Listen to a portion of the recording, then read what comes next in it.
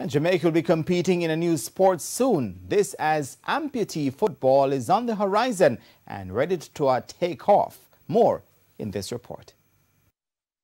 When Dr. Fred Sorrells decided to organize an amputee football tournament in Miramar, Florida, to commemorate the 10th anniversary of the earthquake that devastated Haiti in 2010, there was one condition. Jamaica had to be there. The tournament is set for January 10 to 12.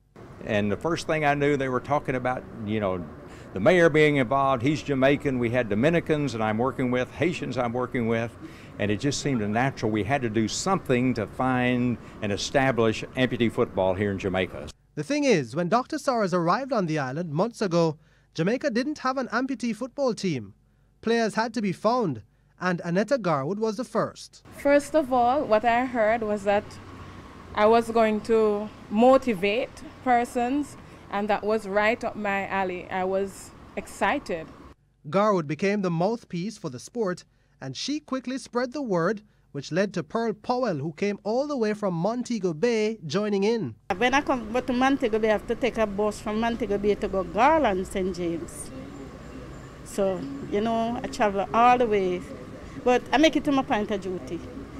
I tell myself, I said, by the help of God, all things are possible. Patricia Campbell wasn't too far away. She is the daughter of ska icon Prince Buster.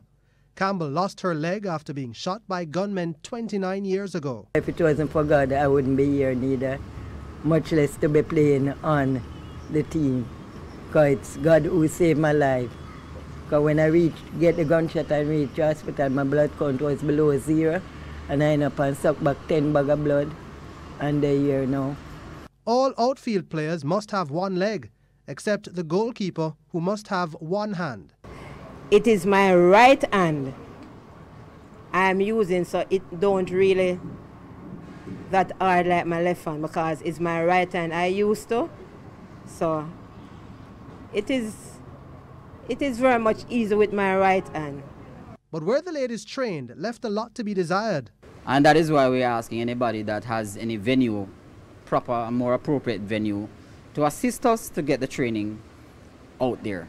Because it is better to prepare than to be at a match or a championship underprepared. For now, the ladies are active, but the male team hasn't been left behind. Lance Malcolm is still working on his game. Basically, mostly control and something I work on my foot. I work on mostly the most part of it, and everything is going good. The full story can be seen on Center Circle on Thursday at 9 p.m. Jordan Fort, TVJ Sports.